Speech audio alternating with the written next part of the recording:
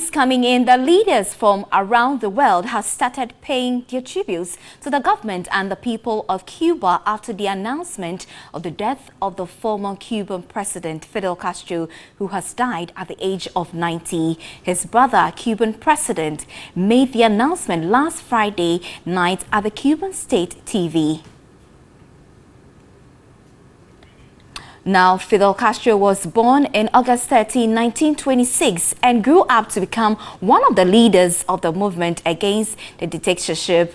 He led the guerrilla forces that eventually led the army to take over the island in 1959. Fidel Castro and his communist government survived a U.S.-backed invasion of Cuban exile, a superpower missile crisis, assassination plots, and decades of U.S. economic sanctions. But Castro lived on enough to see Washington announced the re-establishment of the full diplomatic relations with Harvard and subsequently a visit by the United States President to Ireland in March 2016. He will be cremated on Saturday.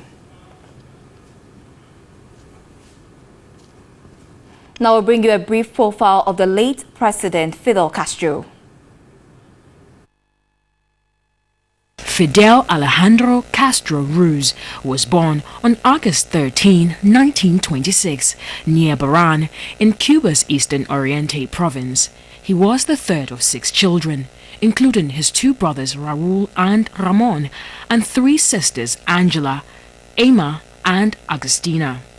By 1947, Castro had become increasingly passionate about social justice, and he traveled to the Dominican Republic to join an expedition attempting the overthrow of the country's dictator, Rafael Trujillo. Batista set himself up as dictator, solidified his power with the military and Cuba's economic elite, and got his government recognized by the United States. In response, Castro and fellow members of the Partido Ortodoxo organized a group they called the Movement and planned an insurrection. On July 26, 1953, Castro and approximately 150 supporters attacked the Moncada military barracks outside of Santiago de Cuba in an attempt to overthrow Batista. However, the attack failed and Castro was captured, tried, convicted, and sentenced to 15 years in prison.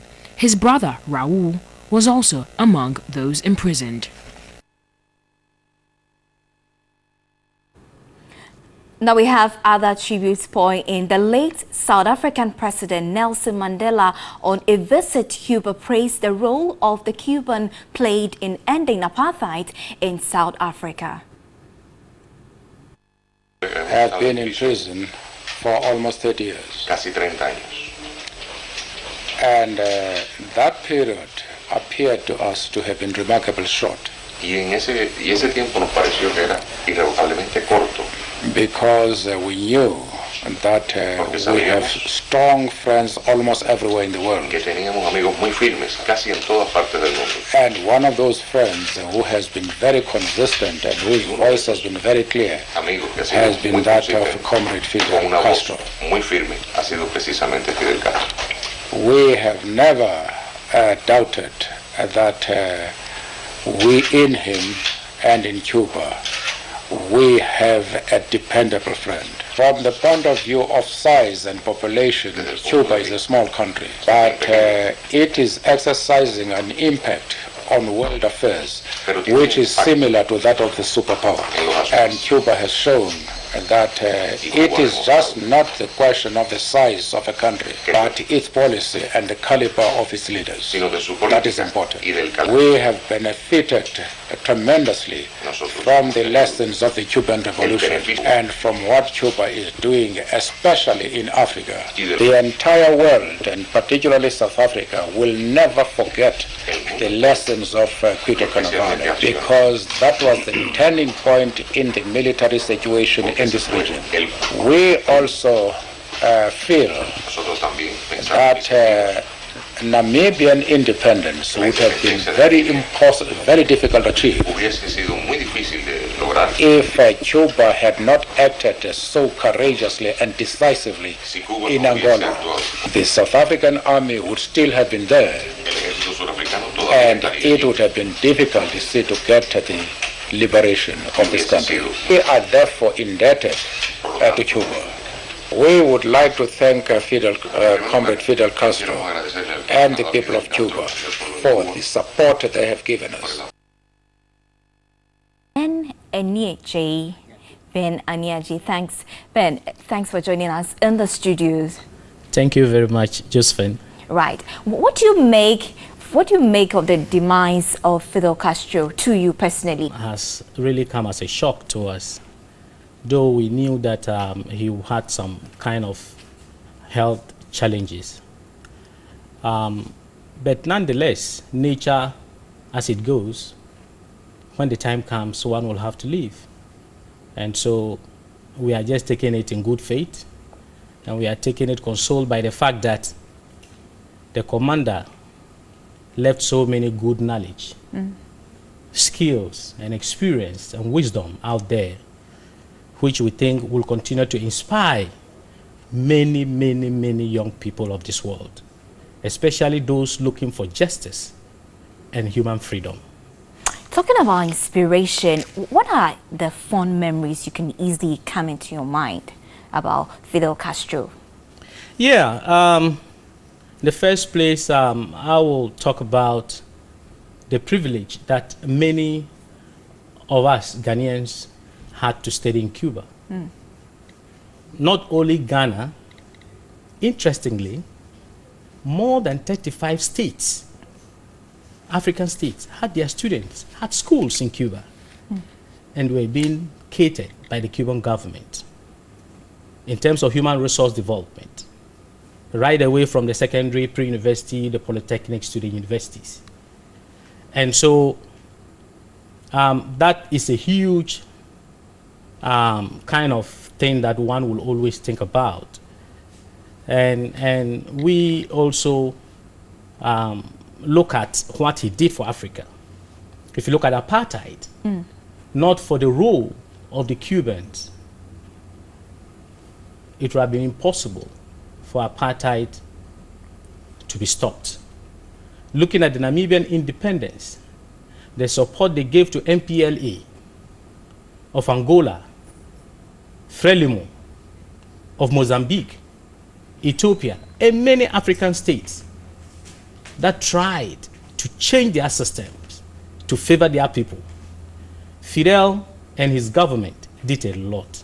And you are a witness, Josephine, to the support the Cuban government in terms of health, sending doctors all over to support our systems. Not only sending doctors to our health facilities, but many of the Cuban experts are also in many African universities, transferring knowledge, best practices. So would you say that would this mark socialism to you? What do you make of the death, and would it mark socialism? One thing is, Fidel himself said, ideas cannot be killed. You can die, but your ideas will live. Fidel left a lot of writings. He wasn't only ruling, but he was somebody who was into a lot of things. A very great leader who worked, to me, even more than his age. Because he was somebody who was dedicated. And so socialism will continue to live as long as his memories remain in the world. Today, example, we are talking about Kwame Nkrumah. Yeah. Why are we talking about Kwame Nkrumah? Many of the young guys today were not born during the time of Kwame Nkrumah. The living testimonies tell. The same living testimonies will continue to tell much or more about the commander of the Cuban Revolution. I stand for him, my dear sister. All right, so what this demise that has just occurred at age 90, passing on into glory, what would this mean to the Ghana-Cuban relationship to you? having benefited, I can say, to that effect? Yeah, it wouldn't mean that the relationship between, the economic relationship between Ghana and Cuba will come to a halt. No. It was during President Rawlings's time that the mission in Havana was reopened, with our first ambassador being Ambassador Kojo Amo-Godfrey. The relationship between Ghana and Cuba dated during the days of our first president. But after the 66 coup, the relationship was stopped, was closed. President Rawlings opened the mission. What happened was that when NDC left office and President Kufuor came, took over, he continued with the relationship. And so I don't think it is going to be the issue of the personalities or the figures per se.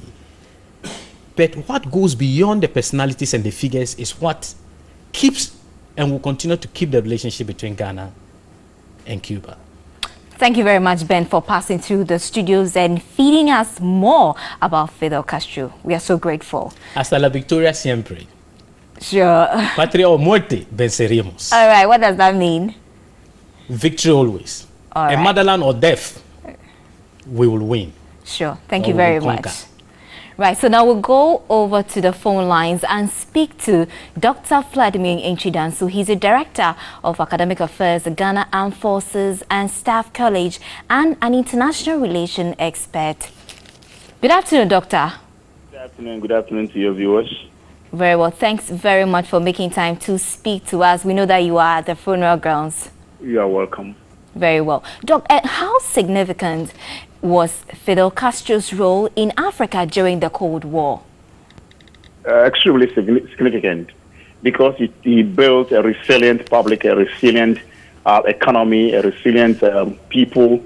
He was able to support Africa one way or the other. You know, against apartheid, he was able to even supply troops to help Angola's independence. The Obama effort has been the crowning of about 10 years of effort or more, because there were, we call it the decade of the golden decade of Cuba-U.S. relationship, started by Bill Clinton, and America had been using all efforts to be able to break through to Cuba, but with one aim, to so-called democratize Cuba. But they have seen that the Cubans have a resolve to build their society the way they want. In fact, not even the Soviet Union was able to dictate to Cuba, and that's what they have seen. And I do not think that Trump will be at any point successful in trying to break the resolve of Cuba to build a society that is akin to their history and to their liking. Right, Doc. So finally, what are your fond memories of Fidel Castro, if you can share with us? Truly, when I was a student, here is a man who has changed the world. We remember him together with Che Guevara, and we were all wearing Castro t-shirts and Guevara t-shirts. For us, it was the learning point, a kind of learning curve for us who believed in socialism, and we're talking about the isms and whatnot, and we see the Cuban one as a unique one. He brought the WDCs, as the workers' unions, and the PDCs. It started in Cuba, and Ethiopia emulated it, Ghana tried to emulate it. So for me, Cuba and Fidel Castro stood in the back of my mind's eye as representative of a people's resolve to build their own society. I have very fond memories of the man whose beard and whose positions gave us hope. I remember the biggest memory I had was his explosion at the UN General Assembly, when he made everybody, understand that there's no resolve, no turning back. Right. Thank you very much, Dr. Vladimir Enchidansu. He is the Director of Academic Affairs, Ghana Armed Forces Command and Staff College, and an international relations expert. Now, leaders around the world have started paying their tributes to government and the people of Cuba after the announcement of the death of the former Cuban President Fidel Castro, who has died at the age of 90. His brother, Raul Castro, made the announcement last Friday night on the Cuban state TV. Castro was born in August 1913 to 1926 and grew up to become one of the leaders of the movement against the dictatorship. He led the guerrilla force that eventually routed army and took over the island in 1959. Now we'll go over to the phone lines and speak to my colleague, Michael Ado, who has pitched camp at the Cuban embassy here in Accra. Michael, if you can hear me. Yes, Josephine, good afternoon. Good afternoon, Michael. Michael, what is the mood like at the Cuban embassy? Yes, so currently the mood here at the Cuban embassy is very solemn, but also officials here at the embassy are tightly as they are saying that they are awaiting an official statement from Cuba before they will give out any information to the media. But here currently I can see their flags flying at half-mast, and also the officials say they are yet to open the book of condolence for this great leader who was reported to have died in the early hours of this morning. Right, so Michael, what have people gathered at the entrance or probably the premises of the Cuban embassy? No, currently there's no such thing here, and also, but we are waiting here, and then we'll try and bring viewers a comprehensive report on this particular situation here at the embassy in our subsequent bulletin. Hopefully, we'll be stationed here till about News 360, where we can get more information out there to the public as to who exactly is trooping in here to sympathize with the people of the embassy here at Ghana. Thank you very much, Michael Ado, my colleague who has positioned himself at the Cuban embassy.